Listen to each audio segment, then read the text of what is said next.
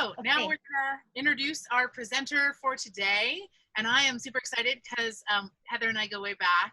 We were fellows in UCI together in 2008, which was a long time ago. But Wolpert-Gawron is an English teacher and a TOSA at Jefferson Middle School in San Gabriel Unified School District. She's also a teacher consultant and a fellow of the UCI Writing Project.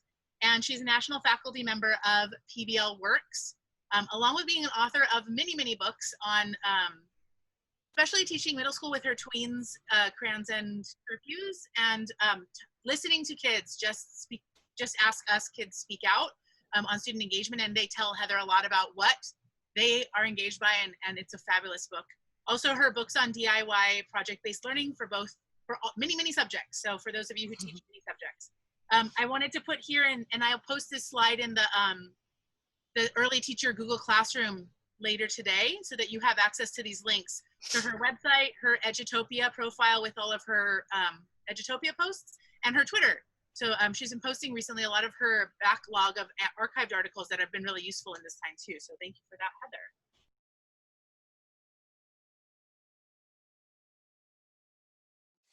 Okay, well, so I'm really, really pleased to have been asked to talk to you guys today. It's kind of a bizarre coincidence, but a lot of my postgraduate studies have been on curriculum design in an online environment. And so what's going on right now is something that has been studying for a long time and kind of working in a long time. And I have seen, best practices, I've seen kind of practices, and so it has become a real goal to kind of communicate some of the things that I think are good so that we can be building our muscle memory for kind of what's to come.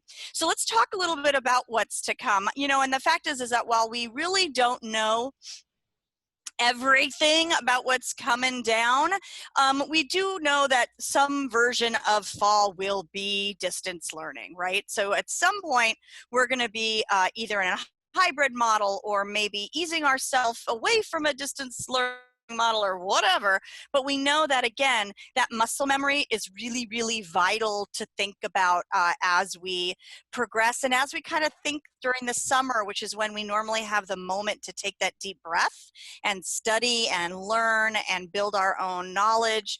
Let's think a little about that. So here's what we're going to be doing today. We're going to be talking specifically about the writing process. And here we have the writing process here. And in fact, this is kind of the breakdown of the two part 1 and part 2 trainings that you'll be having with me. Today, we're going to be talking about how to use the Google Suites for brainstorming, research, and drafting specifically. And then the next time I see you guys, we'll be talking about feedback and critique, revision, editing, and publishing. We're going to be talking about the writing process. But what I'm going to be doing, because I'm kind of a project-based learning is a bit of my jam, I'm going to be kind of couching everything that we're talking about here in the costume of a PBL unit to kind of give you what a unit might look like using the tools and the steps of the writing process. So it's kind of like a twofer happening for you today. Okay, so really quickly, I want to make a brief note about distance learning in general. Now, this is a quote from Kelly Gallagher that has really helped to guide my practice in the last few years. I was actually at a UCI Writing Project December conference, and I heard him say this is the order of things. It's engagement, then content, then rigor, in that order. And this is pre-COVID, right? But it is not, it's never more so than in distance learning. We talk about content, we talk about the need for richness and rigor, but if you aren't thinking about engagement first, you're not going to get them to click into the room. And so that's why the balance of standards is a little different when we're talking about distance learning. Okay, so engagement's kind of my thing, is the focus of my most recent book, Just Ask Us, Kids Speak Out on Student Engagement. I conducted a nationwide survey of 6th through 12th graders, and I asked them, What engages you as a learner? The material that I got back was from every model of school, from every state in our union, and all of these suggestions that the kids were making really could fit into about 10 different categories. And I bring this up now because today we're going to be talking about a number of those categories that students claim really engage them. One is to use visuals using technology. Another is to make the learning meaningful and authentic, relate it to the real world, allow students to talk and collaborate, and give students choice. So there's 4 of those 10 right there off the bat.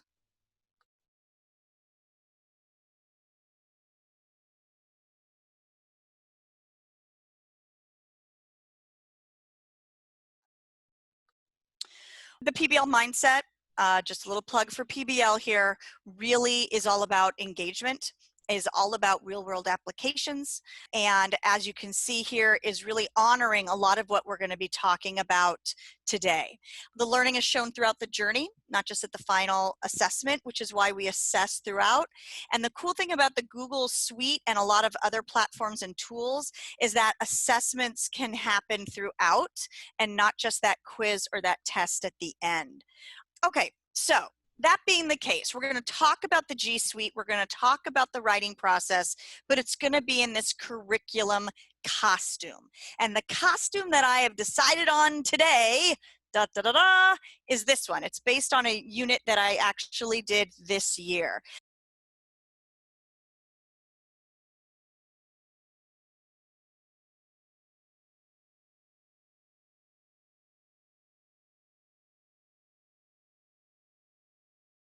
So the first tool I'm going to introduce you to is one that I use for brainstorming. I have used Padlet before, but I'm just starting to use Jamboard. We are going to answer this following prompt onto a Google Jamboard that I formed for this training. While we are thinking about this, I also want you to think about some of the pathway pieces, the mini lessons, because even though I'm talking about a narrative unit primarily right now, obviously these tools can be used for analyses as well. So how might you use Jamboard to help students write commentary based on a single quote or piece of evidence? So I kind of want you to have a bifurcated brain as we are working today. I'm going to be talking narrative, but think about also how you can use these tools for your other writing genres as well. Please go to this link. It's tinyurl.com. So if you could go to that Jamboard, and I'm going to head on over there right now. If you could answer that prompt as if you were a student, but you can answer as an adult if you want. Excellent, Unanimous Shrew. Very nice. So prompt, what is your favorite fiction book? And here's the way I'd like you to answer: name, book title. So do me a favor and slap a Post-it on our Jamboard so that I have a sense of the fiction that might be written about in our fan fiction unit. So the way you're going to do that is you're literally going to click a Post-it. Boop. You can color code your Post-it if you want, and you're literally going to say your name and the book title. Favorite fiction book. Well, for the purposes of this particular thing, I'm going to do this, and I'm actually going to pull it off of the prompt. So here I am, I'm talking to my students. I can see this happening like in real time. If I've got a student, we can be basing this, by the way. We just did Frankenstein in 8th grade, Sherilyn. That was exactly what our 8th grade book was, as a matter of fact. We were using the graphic novel of Frankenstein. So I had 2 choices as a teacher. I was like, oh, do I want to use the classroom novel? Or do I want to use that as the model piece and then let's give lots of choice to the kids? Something like that. But I also allowed my, like for instance, my English language learners, they could think back on a book they had read, like Holes or something they had read earlier in their school career, and they could kind of decide the level that they were interested in tackling, right? Excellent. Thank you so much, everybody. So do me a favor, and again, you are totally welcome to, yes? The Post-it note button is one more time that they need to click to make their Post-it note. Some people weren't able to. Yep, no problem. You're going to click right over here. Can you see my cursor going nutty over here? Oh, that's right. You use the pen tool. So I was like, oh, so if I'm a teacher and I'm like, oh, yeah, that's a great book. Is anyone interested in pairing with Shelley to maybe do a collaborative fan fiction on To Kill a Mockingbird? Things like that. And what I might say to this student here who liked all of the Harry Potters is I might say, yep, I know we're just fooling around with it. That's cool. What I might say is, you know, there's a very different tone in the books and the characters between Chamber of Secrets and, you know, the last of the Deathly Hallows, right? And so maybe I would hone them in on some of their choices, just something to think about. Let's see here. Oh, good. I'm so glad your teachers are liking Jamboard. I'm going to zip off of this. And so again, to kind of answer the question before, and you're welcome to turn off your mic, think about how might you use Jamboard in an analysis unit. Like if you were doing that whole commentary versus evidence piece that was in one of the mini lessons from the pathways.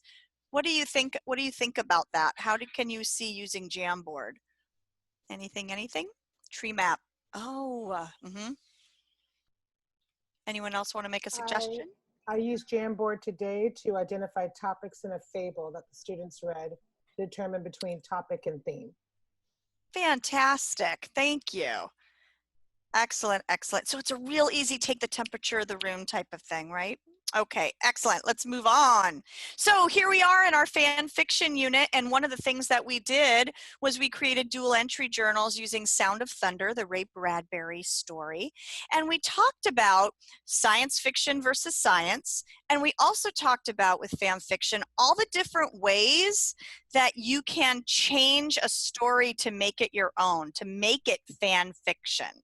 You can change the ending, you can ship people and like combine them together, you can change the perspective of the story, whose perspective is it from. There's all sorts of ways that you can be changing them, and I had the students kind of brainstorm that. I want to show you how I use Google Keep, and Google Keep is another part of Google Suite that I use to help the students with research, because once they decide on the story that they're going to write, and they haven't necessarily thought about what the whole beginning, middle, and end is, but if it's in particular science fiction, we really want to encourage real science to be in their narratives, right? So you've got a blended genre in a sense, right? Oh, exactly, Del. We use it for research. So that's where I'm going next. Google Keep is awesome. I'm still kind of fooling around with it. And so we're going to talk a little bit about for a while, but here's just kind of what it looks like. If I click on Google Keep, you kind of see that I've started these little notes. Basically, what Google Keep allows you to do is to create a collaborative bibliography or a collaborative research dump so that students can be sharing their findings together, and they can also create checklists and to-dos. So in this case, what I did was I had pinned the text that we used for our fan fiction unit. So I literally created a note. And I had done that by clicking on this right here, which is at the top. And I know you're not doing this right now, but if you wanted to go to Google Keep, you could. But you just kind of watch, and then I can walk you through it in a moment. What you're going to do is literally, so again, what I did was I said, I'm going to create a checklist, let's say. And let's say the checklist is find 3 resources about dinosaurs. And let's say my next thing on my checklist is find 3 resources about time travel, etc., etc. And here we have my checklist started.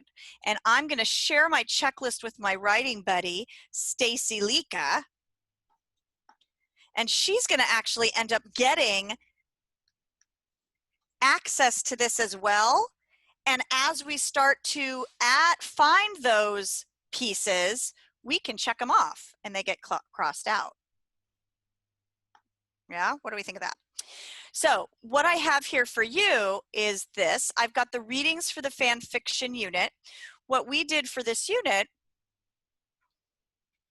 is we found this, because it was really hard to find good fan fiction. we actually found this digital book that was curated by the National Writing Project and DeviantArt and Wattpad, which is a fan fiction website. And they literally are teenagers having written high quality fan fiction. And so I put this on here for my students to have access to. So you can kind of see that this now becomes a page where partners or small groups can share all their research together. Now, I want to make a kind of a brief note about Google Keep. It's clunky, so you kind of have to fool around with it. But it really is important when we're dealing with our English language learners, our students with disabilities, that we have to kind of, if possible, allow collaborative research, because it helps to narrow down choices in a sea of Google searches. And it allows students that get lost online to just have a single page of student curated research. When I brainstorm, I'm using Jamboard, right? When I am having them research, I'm using Google Keep. Yeah, it is for other uses as well. My thought is this. So again, back to the issue of English language learners. And I do have another tool I can introduce to you in just a moment as well. For the English language learners, I think that it's, number one, helpful to be working in a group that can help provide some of these so that they aren't lost in the sea of Google searches, right? So if we are asking students to create like a bibliography of research, to be able to allow them to create collaborative research bibliographies is something that helps to teach the skill, but modify what's being expected. And then you can always color code the bibliography to find out who did what. I hope that helps. So Google Keep, kind of in a sense, as you can see from the chat, we've got lists of research. Here's the textbook, or here's the reading book. Here's an informative article. Here's an informative video. But then it also creates a checklist, a task list. And we know that Google gets nuts, right? It's like stream, stream, stream, stream, stream, stream, stream. So the more we can chunk the tasks and help them learn, how do we create task lists? How do we say, like, find 3 resources, watch this, find 3 resources about time travel and do Monday. And then what I'm going to do is take this and move it like to the inside. I know I can. Oh, okay, got it. And then that kind of, do you see how I just kind of couched do Monday for that one? And this one I crossed out because I already did that. So there's stuff you kind of have to fool around with, and to be honest, stuff I'm fooling around with. You could use it as a gallery walk of brainstorms. Absolutely, absolutely. Is this something that you would start and then share with students, or is this something that they do all by themselves from the start? I'm having a little trouble wrapping my head with how I can, I mean, aside from the obvious, I mean, how to introduce this and get them started with it. I totally understand. You know, to be honest, if it's a single resource like this, that you want everyone to have, I'd push that out through Classroom, right? What I've used Google Keep for are my small groups creating a collaborative document, in a sense, of resources. That's how I have used it most often. That makes sense. Thank you. You're so welcome. This is Lisa Hickman. I don't know if Hi. you answered Summer's question because I was listening for the answer. She wanted problem. you to go through a step-by-step because we're kind of beginners. Like, what do you do first, then second, then third? Yep. Right And when you opened it up. Fantastic. Thank you for slowing me down. So when I opened it up, so let me see if I can just get you a blank page. Let's see here. Hold on just one second. I think can we start by like in the waffle, can you show them how you get to the app in the waffle? Sorry, yes, I can. So as opposed to a link. Thank you. Yep, thanks for clarifying. So Google Keep would be in the waffle, right? And you can always kind of drag and drop these icons as well. So here it is right here. There's Jamboard, right? We're going to be looking at docs. We'll look at slides. We'll look at sites, you know, so everything you kind of need is right here. So if I click on Google Keep, it brings me to the page that I'm working on right now. And over on the left-hand side, those little arrow markers that you have are for different organizations of lists, correct? Correct. Correct. So like my son is working on a project on sports scandals. And so this is what he's been working on here. And so I was able to, or he was able to kind of tag these and they get couched under sports scandals. So if we've got fan fiction and you can change labels, it kind of takes fooling around with. You know what, Shelley, that's a great question. I'm not so sure of that. I would say if you were my student right now, Shelley, I'd be like, could you Google that to find out the answer to that question? I think I'm not sure. About that question, Heather, was if they have installed the Google Translate extension, I think it will translate those pages. If they turn on the extension, it will show next to that little star in the URL address box. There'll be like a little translate icon. Thank you. Awesome. How do you add resources to the notes or lists? If you take a note, you can either choose it to be like a checkbox, like a task list, or if you're just making it a note, you can just do it as a note. So let's say I need to know about time travel. Boop, and it just comes up as a note. And I can add collaborators. I can remind, you know, so you kind of fool around with this, but the fact that it exists here for our upper elementary, middle, high school students, it's also possible for you to say, hey, let's fool around with Google Keep. Is this something that we find useful? And then it becomes something that you're offering to them as a chance, as a way to use another tool. Could you do all of this using Google Docs? Probably. Right? Thank you. Great question. How do I get the website on the list? Okay, well, let's go back to, let's click into the real science behind Jurassic Park. So basically all I'm going to do is go to this next list item, and I'm literally going to say real science behind Jurassic Park. And let's say for a second that I've already taught about how to make this, how to identify real versus fake websites, right? And let's do history.com. I'm just pulling from it right now just to show you this. And I'm going back to my list item. And that's how I do it. Yeah, does that help, Sherry? You are so welcome. Okay, so along the lines of research, another couple things to just show you. Once decisions are made regarding research, you can then use Google Form to create that collaborative bibliography. So I saw some of you in the chat going, collaborative bibliography. So I want to show you a couple of examples from my own students. And then I'll kind of show you what it looks like as like an end result.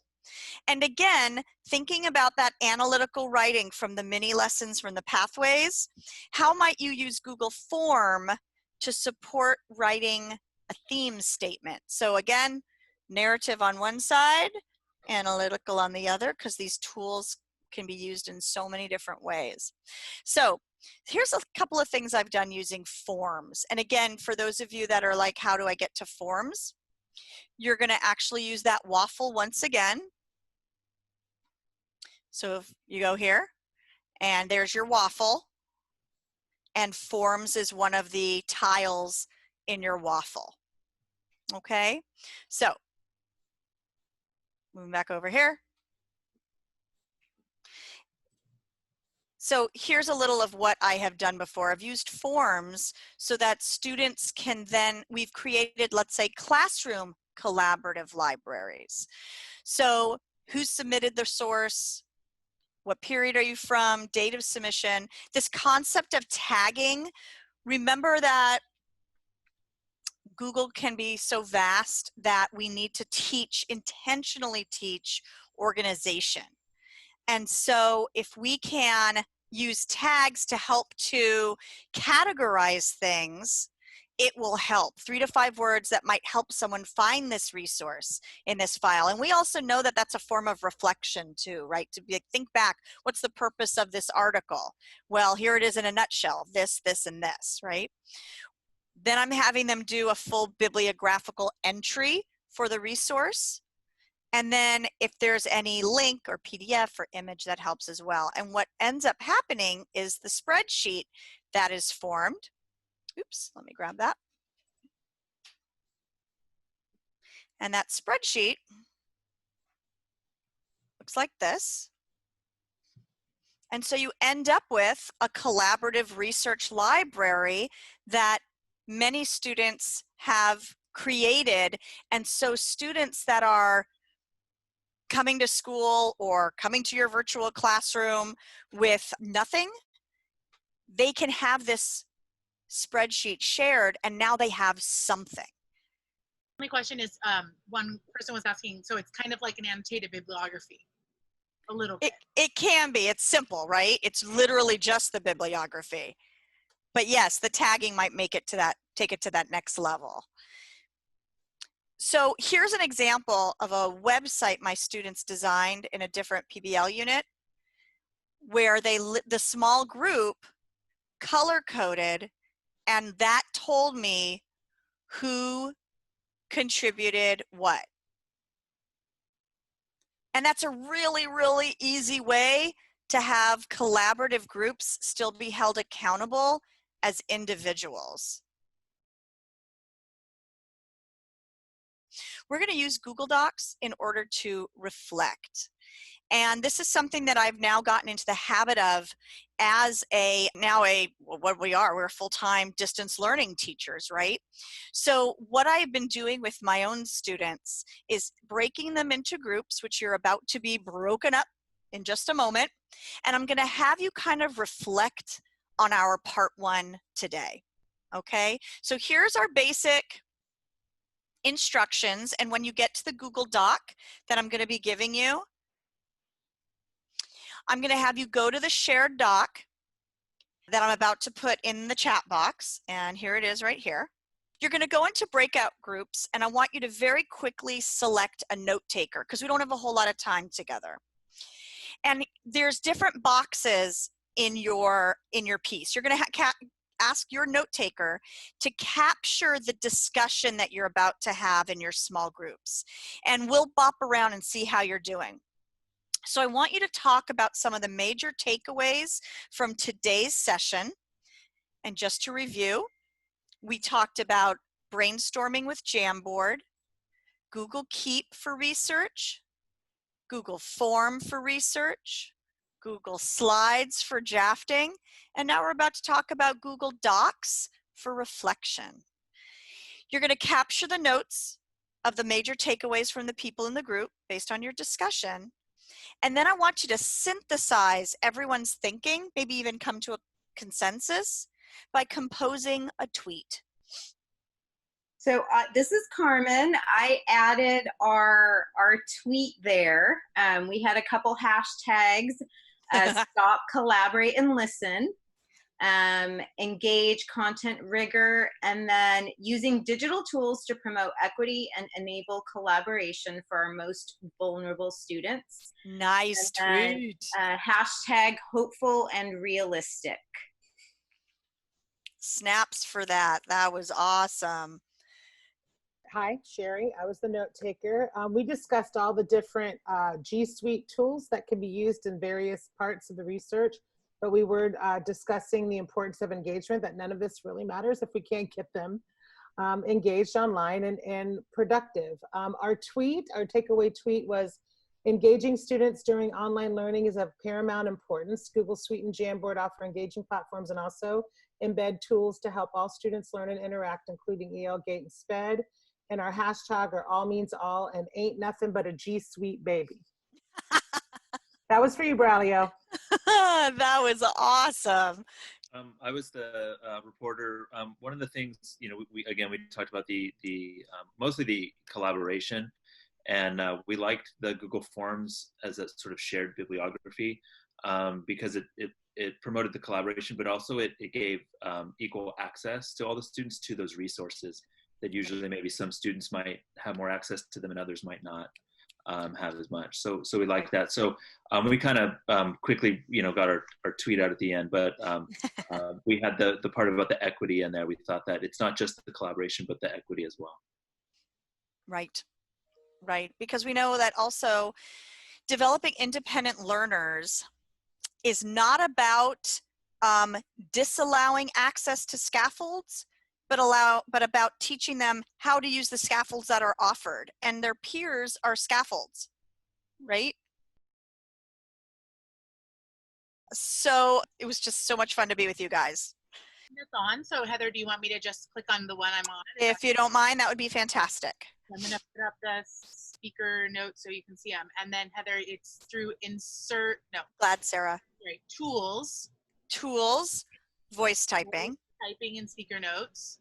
And then you click it and a little icon. And then the little microphone appears. Right here. Mm-hmm. And so when I click on the microphone, you will see text start appearing in the speaker notes. And the cool thing about it, I don't know if you remember this. Hey, Stacy, do you remember doing this in writing project, like narrating punctuation? But yeah, you can do it with voice typing too. So you might say, hello, everyone, ! And then voice typing will capture the punctuation you're saying. So for those lower level learners that are learning about punctuation, if they can start to recognize how they're breathing, the pausing and the beats, now we've got listening and speaking standards engaged, right? If we're doing distance learning, it might be a hybrid, and every tool here and every strategy from the mini lessons, I think really blend well in both an asynchronous and a synchronous environment, that they are not dependent on only virtual and they are not dependent on only face-to-face. And so I think you'll find that they will be more seamless when you're making those relationships with them as writers.